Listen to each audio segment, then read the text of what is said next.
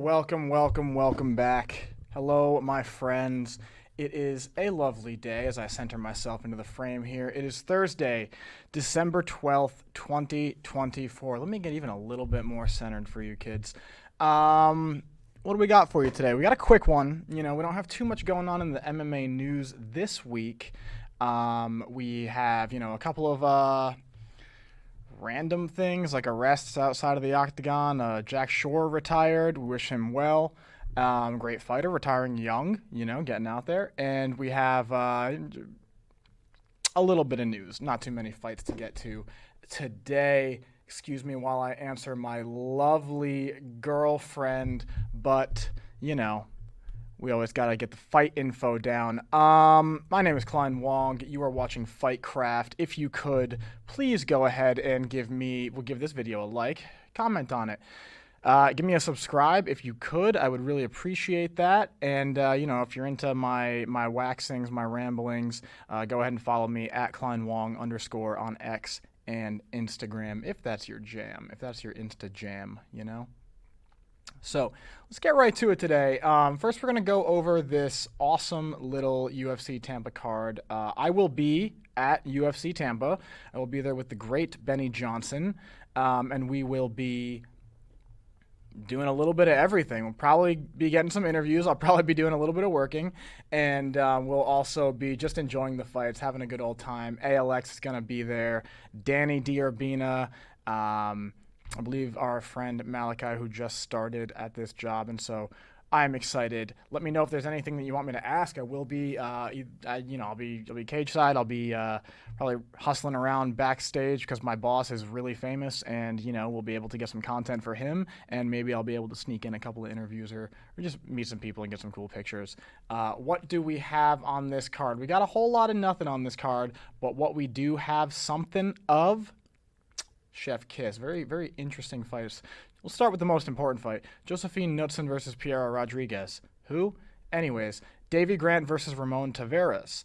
That's going to be a good fight. I have Davy Grant. I love Davy Grant. He has a great knockout, almost like a, they call it the C or something. I think Jack Slack calls it the C. It's an old school boxing knockout. We get an overhand to the body, and we get we get a shovel hook to the body, and then we get an overhand to the head. And Davy Grant went ahead and uncorked this on, I can't remember who, but he hit like a shift, like a switch in stance. I think he went from orthodox to southpaw, hit the body with the shovel hook uppercut, came over the top and knocked him out clean. It was a great fight. Davy Grant on a little bit of a skid here. If we have a second here, let's just go ahead and check his Smolka. Oh, wow. Yep, Smolka was a great one. Lost to Yanez. A lot of people have lost to Yanez. Sunsao and Marcos. Where was that KO? I believe it was Louis Smolka. Wow, was it Smolka? No way. That's crazy. Oh, man. No, actually, I think it was Martinez Grant. Let me look this up real quick. Davy Grant, Martinez, KO. Vicious KO. Let's go ahead and take a look here. Oh, beautiful. Yes, and I can't show it, unfortunately. Oh, my goodness. I'll have to find a way to show this one. Davy Grant, in the orthodox position, right? In the orthodox position, does a very subtle, not quite a drop shift because it's usually delivered in accordance with a strike, just switches his stance, goes from orthodox to southpaw, and then gets kind of like low, like almost a longer stance. Now, so he's orthodox with his left hand forward, switches, now he's southpaw. As he switches, he's dropping his hand for the shovel hook, hits the hook to the body, bam, right with the overhand up top. Beautiful hook to the body, obviously to get them to drop their hands to maybe distract them. But in this case, Martinez, when he felt the hook come to the body, he kind of dropped his hands a little bit, but he actually started moving laterally to the right, and he actually moved into that overhand. Beautiful KO by Davy Grant there. So I am looking for him to win this one. I am a little bit cards on the table because of that one combo. I am a fan of Davey Grant. That is literally it. I'm not, I watch his fight. He's a really fun fighter, actually, but, in the UFC, you throw a rock, you're going to hit a really fun fighter. So I have Davey Grant, Ramon Taveras. Let's see what he's coming up at here. One fight in the UFC. Huh. Split decision. Yeah, let's go for Davey Grant here, hoping for another good knockout.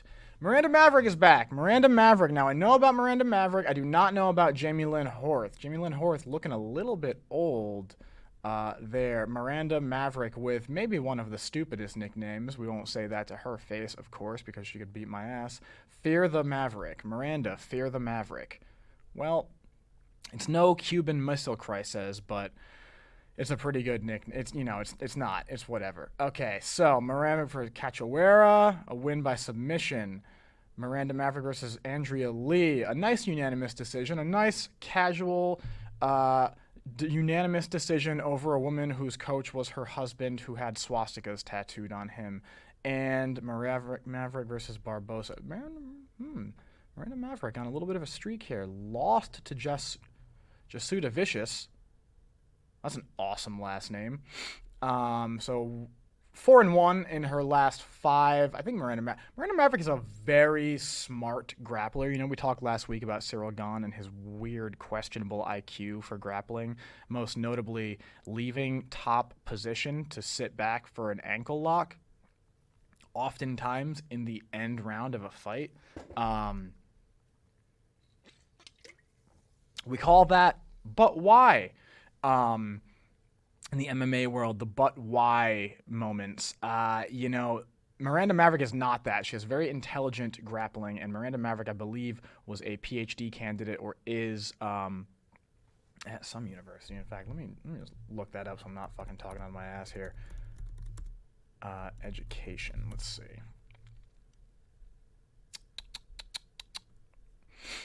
Miranda Maverick, let us see, fought in Invicta, of course. Let's see, early career.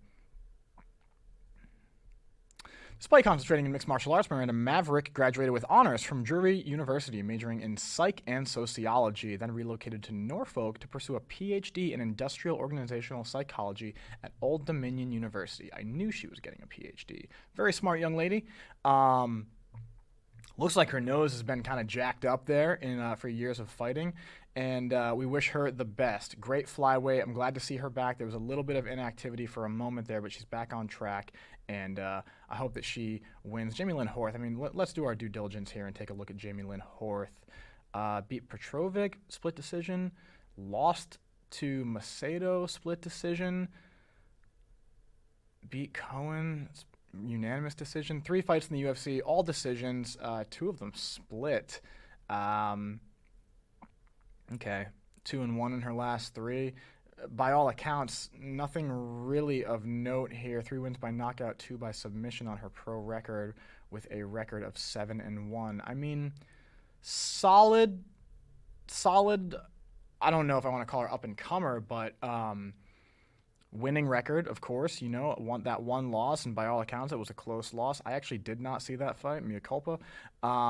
So I'm going to go with Miranda Maverick here, the more established fighter, the solid fighter. Miranda Maverick's a brick shithouse. Jamie Lynn Horth, of course, physically very, shredded as well, but I just think, without knowing too much about Jamie Lynn Horth's fight career, I'm going to have to go Miranda Maverick because, she is going against a Canadian, and she is a badass. She has slick submissions. Miranda Maverick shows us that she has the ability to try and finish fights, and so that is, by all accounts, that's actually probably going to be a good fight. I know we got a lot of MMA salty dog haters who don't like women's MMA, but we will have a little bit to watch there in that fight, see maybe who's going to move up the rankings in flyweight. Miles Johns versus Felipe Lima. Now, this is a good fight. Both guys come to bang at 145. Both guys are violent fucking fighters. Johns, 3 decision win streak. Okay, 4 decision win streak since he fought Castaneda, beat Morales, beat Argueta, beat Gibson, and beat Silva de Andrade. Guy comes to fight, but I'm not sure here, actually. Let us see Felipe Lima. He definitely comes to fucking fight. This dude has he has a finishing instinct here, beating Imov via submission in the third round, and that seems like that's his only fight in the UFC. But he does have a bunch of wins by knockout, by submission, and of course 5 first-round finishes. Miles Johnson's a very like hard fighter to finish, but I think Lima might be able to do it. I've only seen the one fight of Lima's in the UFC. I might pick Lima. Now, no odds for this fight, really. Interesting. Okay, are those the odds? Huh. Yeah, the odds are usually at the bottom. No odds for this fight. Very interesting. Odds haven't come in yet. Okay, we'll keep an eye on that one. Yeah, I don't know. Fernando Pradilla versus Sean Woodson, not sure. Drakkar Klose versus Joel Alvarez. I do know Drakkar Klose. Let's take a look at Joel Alvarez. Ooh. Lost to Saryukin. That's okay. A lot of people have lost to Arman Saryukin. Guys fighting Islam Makhachev for the lightweight title next. Thiago Moises. Yakla.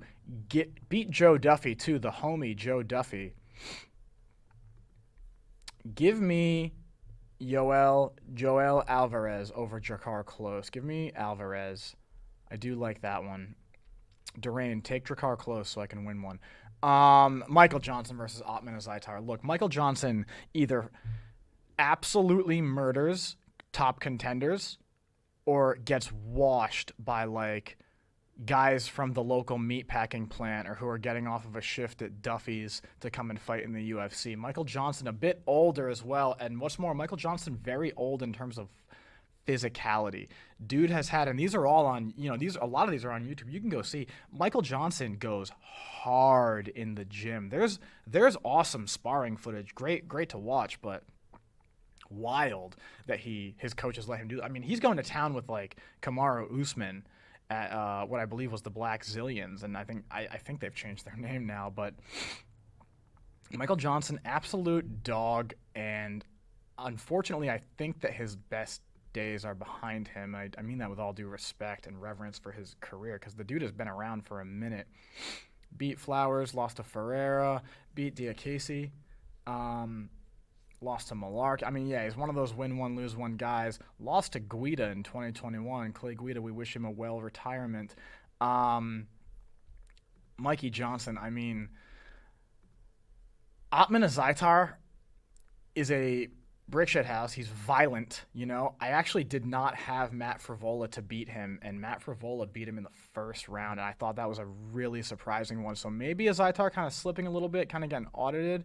But this one, dude, against Kama Worthy, he fucked Kama Worthy up in the first round, and that was a really good KO. I encourage you to go back and watch it. That was a great one. And coming off of 2 losses, one to Frivola and one to Prado. And he had this weird instance back when the UFC was in Abu Dhabi during the pandemic. And, like, Ottman Azaitar got caught for, like, someone in his team was, like, climbing out a window to, like, give him – it was, like, you're supposed to be under quarantine. And, like, Ottman Azaitar's teammate or someone was, like, literally climbing a window in the hotel to – give him some kind of package, and we're not sure if it was drugs or whatever the fuck it was. We wish him well.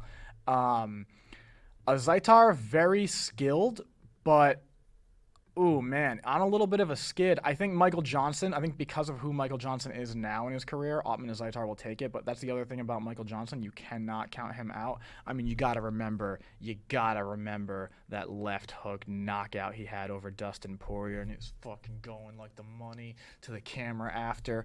Excellent knockout win. The odds have Michael Johnson as the favorite. Very close, but Michael Johnson. I might put my money on Ottman Azaitar, but that's a close one for sure. That is a very close one. Maybe closer than I think it is, apparently. Navajo Sterling versus Tuka Tokos. I do not know Tuka Tokos. Navajo Sterling, I know one or two of his fights. Give me Sterling in that one. I'm not sure. Light heavyweight is one of those kind of like grubby divisions right now too. Adrian Yanez versus Daniel Marquez. Adrian Yanez is the shit. I'm not as familiar with Daniel Marquez. Castaneda, Davey Grant. Banger. Absolute banger. This might be your fight of the night right here. Marcos versus Yanez. Sorry, I'm butchering this dude's name. Adrian Yanez, man, what do you have to say about this kid? This kid is a true-born Texan fucking matador. Dude absolutely bangs. But for his loss against Rob Font, I mean, he had a real hype streak on him coming up in the division at 135.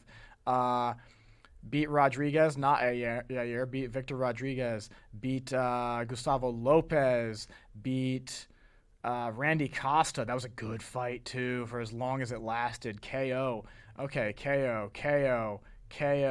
Split decision against Davey Grant. He edges it out. Our boy, Davey Grant. Davey Grant's a crafty one, so maybe he was able, I believe, if I recall correctly, Davey Grant.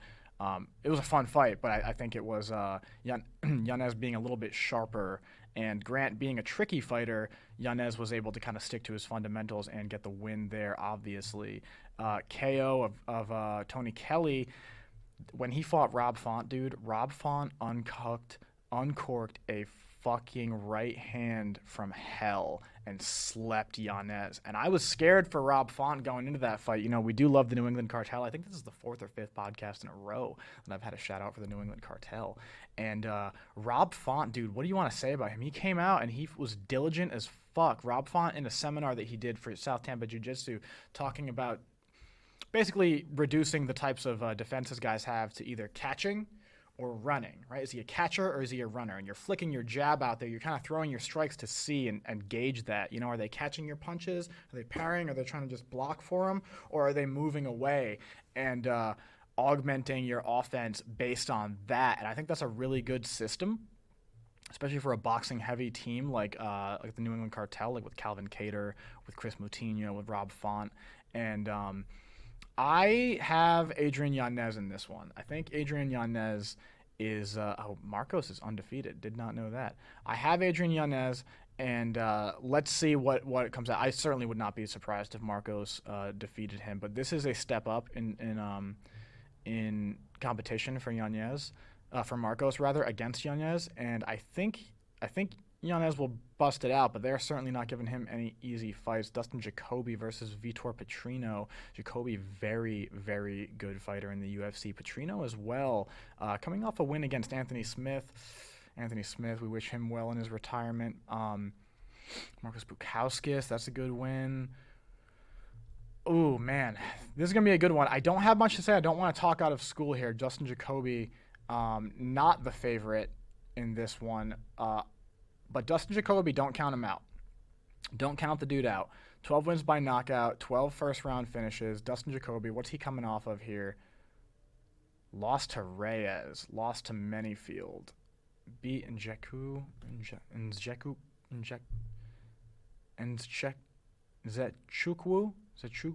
Jesus, dude, as I butcher Kennedy's fucking name. He just had a great knockout in the last weekend, too. Yeah, I'll probably if you're looking for some smart money, probably Petrino over Jacoby. The odds makers probably have that one right there. Manel Kape versus Bruno Silva. I'm going to go with Bruno Silva on this one. Manel Kape is great, but I think Bruno Silva might be coming back here. Let's take a look. Beat Durden, beat Tyson Nam. I think he's on a bit of a hot streak. Manel Kape, I feel like we've not seen his peak, but I feel like unless there's been a huge change in Manel Kape's game, I'm not sure what else we have to see from him. Manel Kape calling for a rematch against, I believe, either Pantoja or Mokaev. I'm not sure. I can't remember who. I've got Bruno Silva, our boy here, for the win, and Yeah, Manel Kape missed weight his last fight. I forgot about that. Manel Kape with the reach advantage, not fighting using the reach advantage as much. And then these two are the ones I wanted to talk about, of course. Cub Swanson versus Billy Quarantillo. I am very torn up about this fight. I'm not sure who to root for because I am a Tampa boy. Billy Quarantillo trains with my coach, John Ortolani, a lot, or rather my coach goes and trains with him at Gracie Tampa. Seems by all accounts a fun guy. Billy Quarantino, we called him because he was just bombing on people. One of those quarantine superstars like Kevin Holland, like Hamzat Chimaev. I just can't bring myself to count Cub Swanson out. And Cub Swanson, definitely a bit older, right? Definitely a bit older. Coming off of a loss against Andre Fili. But Andre Fili is a split decision. Andre Fili does not get the credit he deserves for being an elite fighter. And Hakeem Dawodu, he beat Hakeem by unanimous decision. He beat Darren Elkins by KO. He beat Jonathan Martinez by KO. And he did lose to Giga Chikadze. That was a brutal one. Giga Chikadze with a great body kick there. I just can't bring myself to count Cub Swanson out. Now, with Billy Quarantillo, I had a lot of hype on him, which I think we all did, because this dude was coming. He was barn burner fights, okay? He did lose to Edson Barboza, and that was a big step up for him. Let's see. I'm trying to find that the preacher, the ginger preacher. Yup, this dude, Spike Carlisle. Okay, so Quarantillo beats Kilburn, okay? I believe that might have been a Contender Series fight. No, I don't think it was. I think that was actually in the UFC proper. Beat Spike Carlisle. That was a great fight. Closer than you thought it was going to be, but beat Spike Carlisle. Beats Kyle Nelson. Okay. Beats Gavin Tucker. Okay. Loses to Gavin Tucker rather. Excuse me. Sorry, I was looking up ahead of the Benitez fight. Loses to Gavin Tucker. Okay.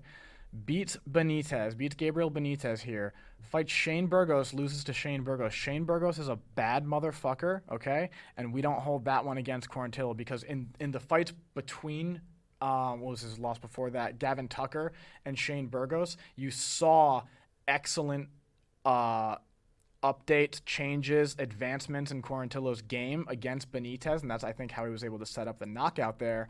Shane Burgos, absolute brawler. I hope that you finish this video that I'm making right now and then you go and watch Calvin Kattar versus Shane Burgos. That was a great fight. Calvin Kattar getting the nod there, or I think even beating him. Alex Hernandez moved back down to 45 and just didn't have anything for Billy Quarantillo. Edson Barboza, a little bit too much of a step up for Quarantillo.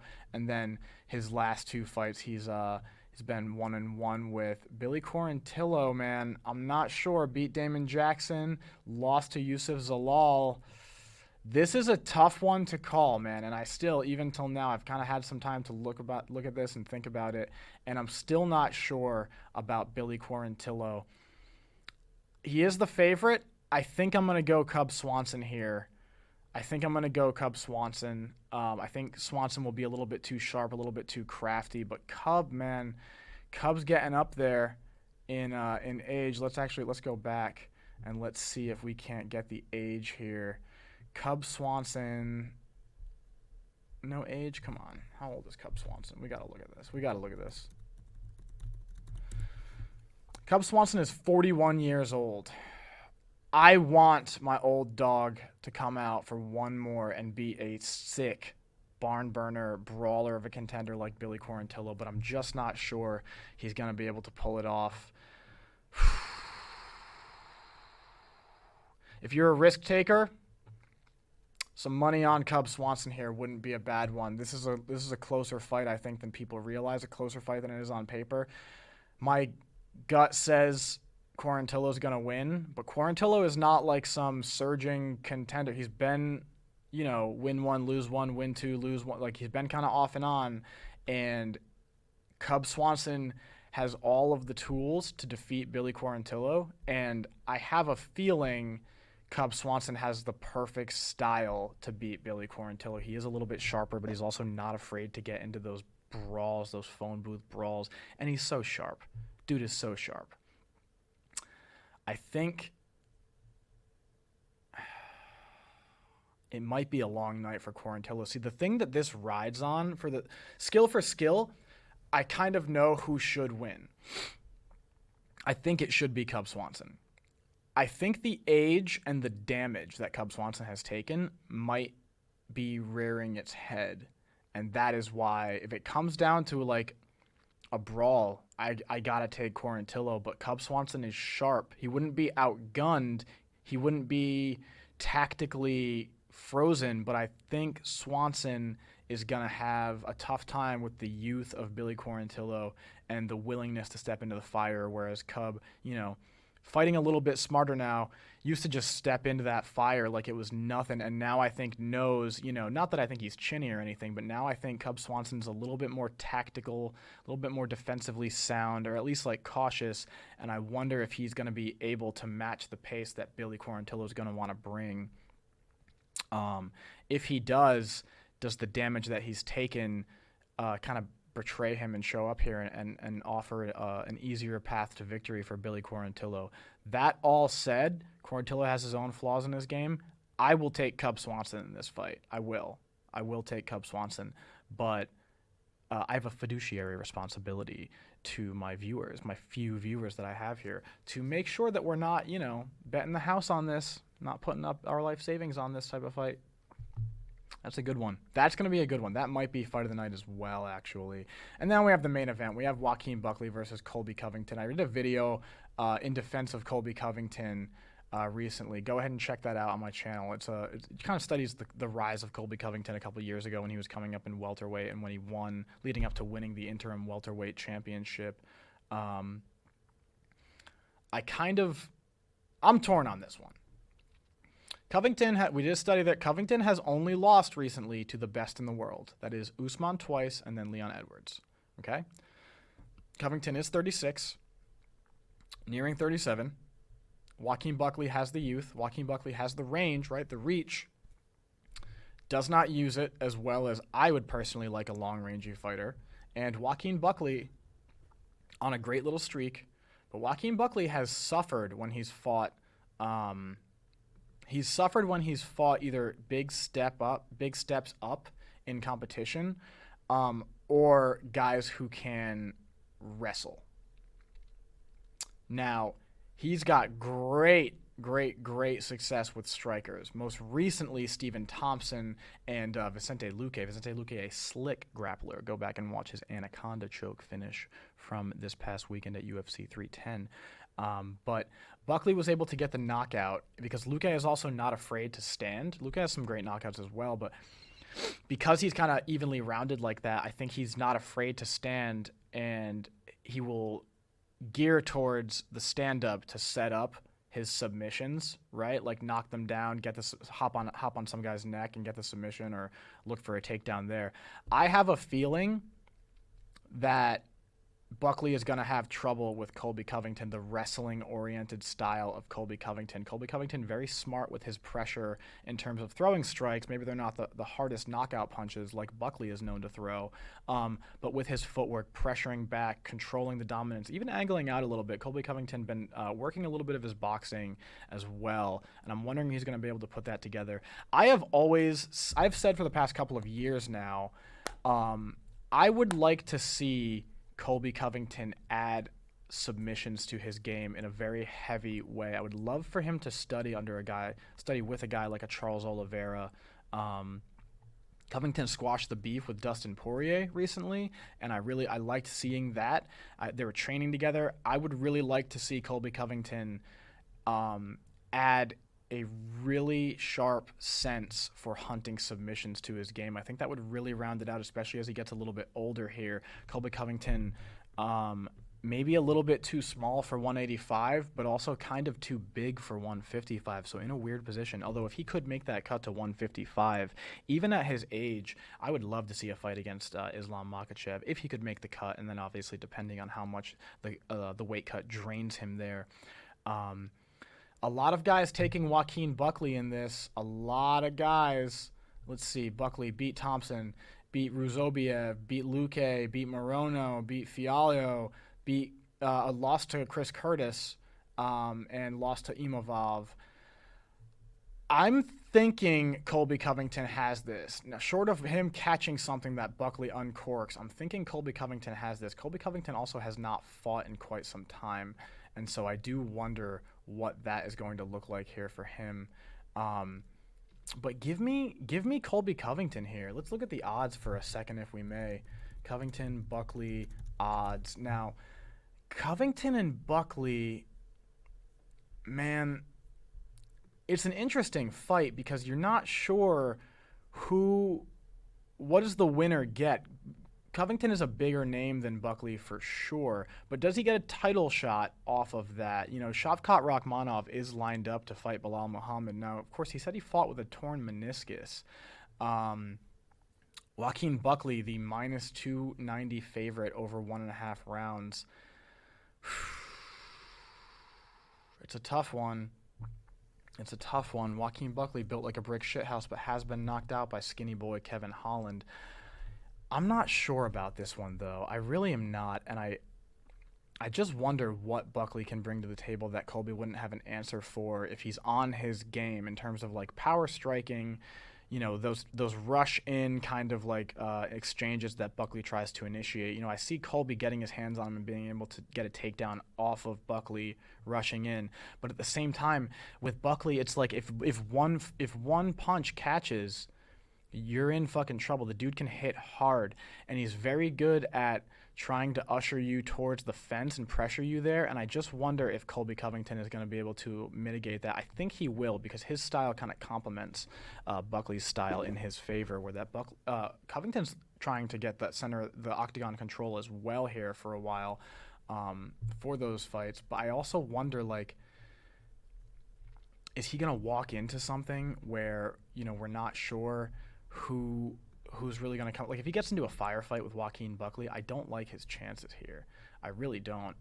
But I'm not sure, really, truly. I'm not sure. I'm not confident in it because there's variables of age, similar to the Cub Swanson-Billy Quarantillo fight. There's variables of age here and durability, and Colby Covington has not been finished, I believe, since his Kamaru Usman fight, where he lost lost to like TKO in the 5th round, at the end of the 5th round too. Some people saying fractured jaw. I believe Colby Covington refuted that. But then, beat Tyrone Woodley, lost to Usman again, beat Masvidal, lost to Edwards. Not getting finished by some of the most dangerous guys in the division, though. Usman, towards the end of his title reign there, was a very dangerous fighter, beating Gilbert Burns, beating Jorge Masvidal. Not getting defeated by Leon Edwards, though, who was coming off of a brutal head kick knockout of Kamaru Usman the very last second of the fight. I've got Covington here. The favorite is Joaquin Buckley. I'm going to say Covington. Covington's our boy here at the Benny Show. I love Covington. He was a very nice guy when I met him at the Butler rally. I'm going to go with Covington. I think this old dog's got one more run in him, and I think it starts with Joaquin Buckley. Now, where does the UFC welterweight division stand here? Let's take a quick look here before I get into a little fun segment. Covington at 6.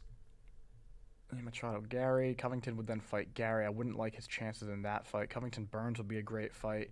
Covington Sean Brady would be a great fight. Covington Usman 3. I don't really have an appetite for. I would like to see Jack Della Maddalena versus Ian Gary, and then if Colby wins, I'd like to see him assert his place in the division with a fight with Gilbert Burns. And I do think I'd have him in that fight, but Gilbert Burns, you're never sure. And if Buckley wins, Joaquin Buckley at number 9, I could see Buckley fighting Ian Machado Gary. I could see Buckley fighting Sean Brady, fighting Jack Della Maddalena. A bunch of good matchups for Buckley if he wins, kind of opens up the division more. If Colby Covington wins, there are definitely matchups for him, but he has fought a lot of the top guys. So I'm not sure. I am hoping that our boy Colby Covington can win because I think I've grown to appreciate his style a lot, that cardio-based, striking output-based, wrestling, fundamental wrestling is the foundation of his style. I've really come to appreciate that, and it'd be cool to see the guy get a little bit of a nod here. And so I did want to take a look at a couple of my favorite head kicks of the UFC, kind of a fun one for us here. I train my boys and teens MMA to hunt for a lot of the things that I'm good at, and then kind of, find their own style while I teach them, things that I know I can do well. I try to teach those the best, to my boys. And then if they're not for those kids, then I try to have them, find their own style and help them with that in the fight. But it just so happens I have a lot of lanky kickboxers in my teens MMA class, so I wanted to. I always try to appeal to their strengths and their weaknesses too, or at least help them shore these things up. Ryder and Slade, I'm looking at you, and so here's one of my. I just want a real quick, just a rundown of some of my favorite knockouts here, not knockouts or just landed head kick sequences in the UFC. The first one I have is Stephen Thompson versus Dan Stitchen. This was when Stephen Thompson was coming into the UFC, and I'm going to play it frame by frame here so that way the UFC copyright bot doesn't take me down. They exchange jabs, and as Stitchen comes away, that cross makes him react, and his shoulder is down. Thompson sneaking the head kick right up over the shoulder here and knocking Stitchen on his fucking face. Beautiful head kick here, and it just landed perfectly, and it was tricky, and it came over the top here, and I love that. I really think that was a beautiful knockout. Stephen Thompson with that karate style, really kind of showing us what's up here in the UFC, and the way that head kick kind of just came out of nowhere, I always thought it was like a really... I thought it was a really interesting one at the time, and I really always I wanted to try and bring that in my to my own style and find a way to use things that I was good at. And Stephen Thompson was a really, really good example of that. Next one I have for us here is maybe my favorite head kick knockout. I'd have to really look. Kevin Lee and Gregor Gillespie.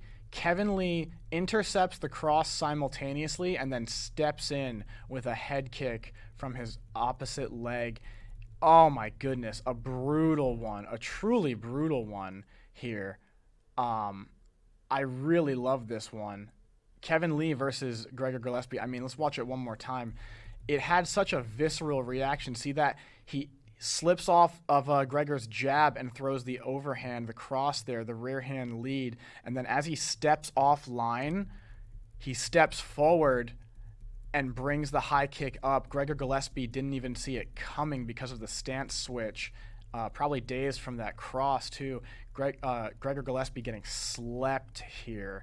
And this was not his last fight, but this was one of the last times that we saw Gregor Gillespie here. That was a brutal one. I love that head kick knockout. That is one of my favorites. I always reference it. The next one, you could really...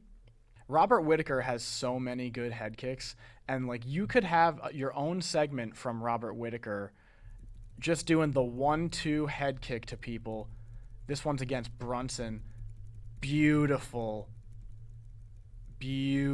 head kick started off with the 1-2. Let's watch it one more time. Beautiful setup here. And this is the Robert Whittaker special, right? From Orthodox. Leaning in, probing with the jab to get the hands up, throwing the 2 either to hit or to parry and push them into the head kick and kind of just keep their hands up so they really don't see the head kick coming until it's there. Beautiful work by Robert Whittaker here. Another great one here, Ronda Rousey defending her title against Holly Holm. Holly Holm shocked the world on this one. We MMA Twitter likes to give Ronda Rousey shit for she was never that good. No, she was good, dude. She was fucking pioneering women's MMA and armbarring everybody. And Holly Holm went in there and head kicked her into oblivion. This was in Sydney, Australia. She head kicked Ronda back into the States with that one. Brutal head kick by Holly Holm. And it just went to show you that you really couldn't sleep on the full MMA game. You had to be well-rounded enough. And Ronda Rousey thought she had the boxing down, and she just didn't. She just didn't. And it was a wild one to see at the time. This one was one of my early favorites. Renan Barão, when he was the interim bantamweight champion, fighting against Eddie Wineland while Dominic Cruz was away. And Renan Barão uncorks this spinning back kick to Eddie Wineland, the side of his jaw right here, and it knocks Wineland on his ass, dude. It was a great one. Absolutely great one. And Renan Barão comes in for the finish and then was able to get it.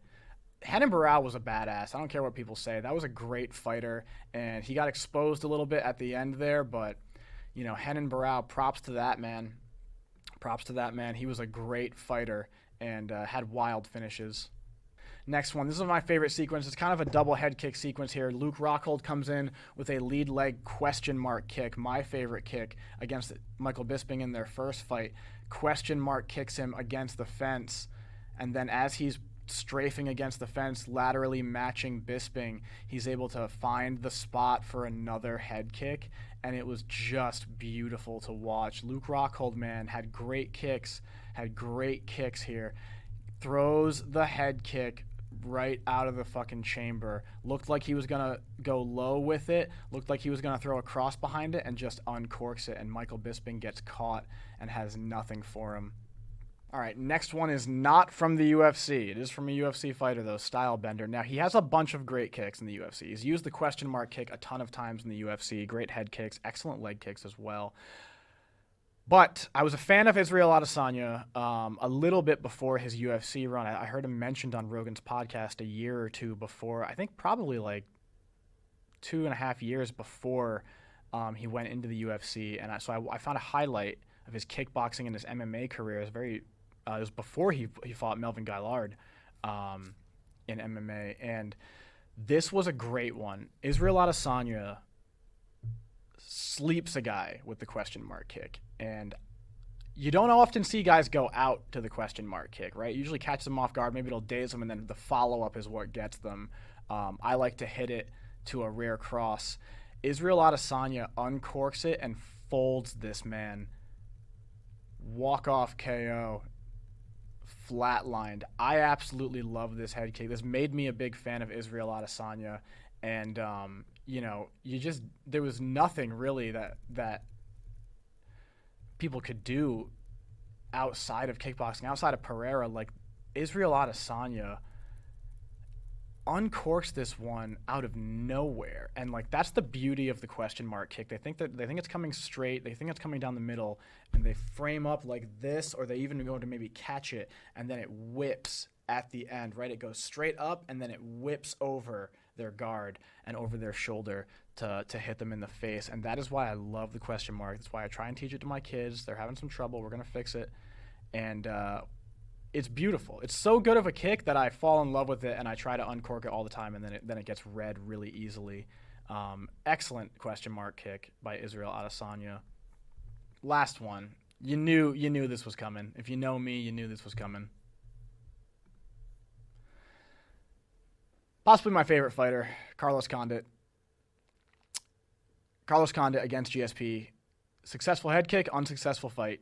He did not win the title, but this was by and away the most exciting moment in the fight. Carlos Condit, coming off of his interim welterweight champion victory against Nick Diaz, goes to unify the belt against GSP, is getting beaten, then in the third round audits GSP, throws this 1-2, this rush-in 1-2, and kind of sees GSP's defense here, sees that, he braces for it, blocks it, moves out of the way, resets. Carlos Condit reads that in real time and decides to weave and throw a head kick after the 2. And when GSP resets, the kick is right there. And although it wasn't successful, it was a beautiful moment by Carlos Condit. Lead hook, cross, hits the weave right here. GSP goes to reset, and boom!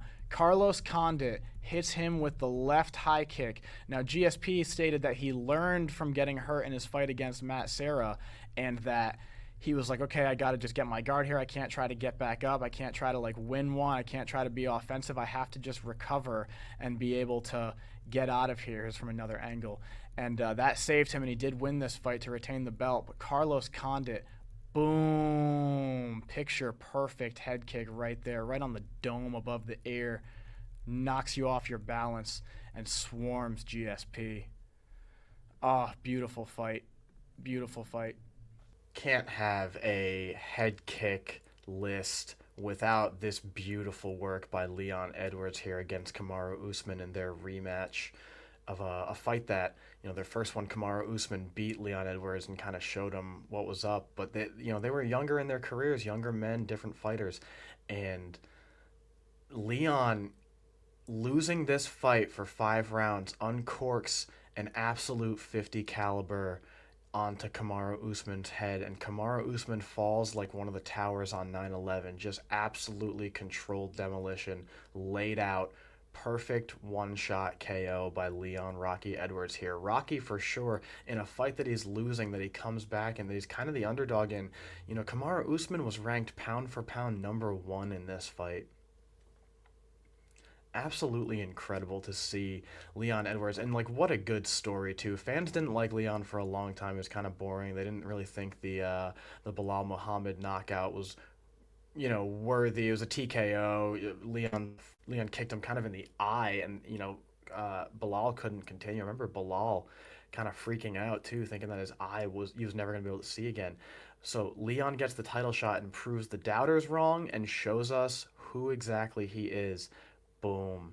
You know, on the call, John Anik had a legendary moment, and sometimes it just kind of leads up and times out like this, where, you know, Rogan's like, yeah, he might have resigned himself to losing a 5-round decision, and Anik goes, you know, but that is not the cloth that Leon Edwards is cut from, and he proves it here. He shows the two, pumps the jab, shows the two, and then puts everything into this head kick in the 5th round, and Kamaru Usman laid out. Usman goes on the Rogan podcast after this, goes, I don't really remember anything before or after the head kick. And he goes, I woke up in the ambulance, like I came to, and it was almost like Leon Edwards gave me like a 25-minute nap. And he's like, that's fucked up. Indeed it was. See, Leon Edwards shows the two here. That's why I tell my boys, like, if you're going for that 1-2 head kick, you want to sell the two so that their hands come up, and then they're thinking straight punches. They're thinking linear, and then this round strike comes from the side. And you see Kamaru Usman kind of crunching into it, like slipping into the head kick to try and get away from the cross. And the cross does not have to even touch them. It's great. It's got to look real. You have to sell it. But the cross can come out and not touch them, as it did here. It can come out and barely tap them to kind of mask the punch. You just want to get their hands up, and Leon Edwards did that perfectly. He pumps the jab, throws the cross.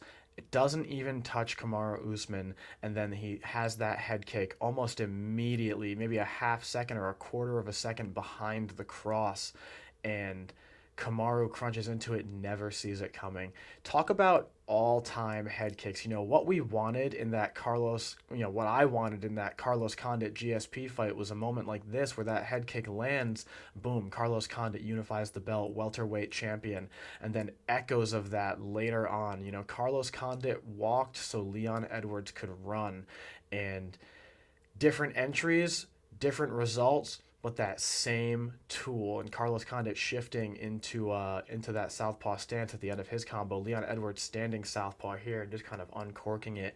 Perfect fight. Herb Dean rushing in to save his life. I mean, there's nothing better. You'd love to see it. I was such a fan of Leon Edwards' post-fight speech after this. You know, they all said I couldn't do it. Everyone said I couldn't do it. And then now look at me. Pound for pound, headshot, bang. And, you know, that's exactly what happened here. Kamaru Usman was the pound for pound #1 fighter in the world, and Leon Edwards showed who he was, even when the chips were down. I hope you like that. Those are some of my favorites. Let me know who you got in the fights this weekend. I would love that. And definitely go ahead and follow me if you could on Instagram, on X, @KleinWong_. And give me a like, give me a subscribe on this video. Yeah? I'd appreciate that. I would greatly appreciate that. South Tampa Jiu-Jitsu and MMA. Come down and train. Get you some. Peace.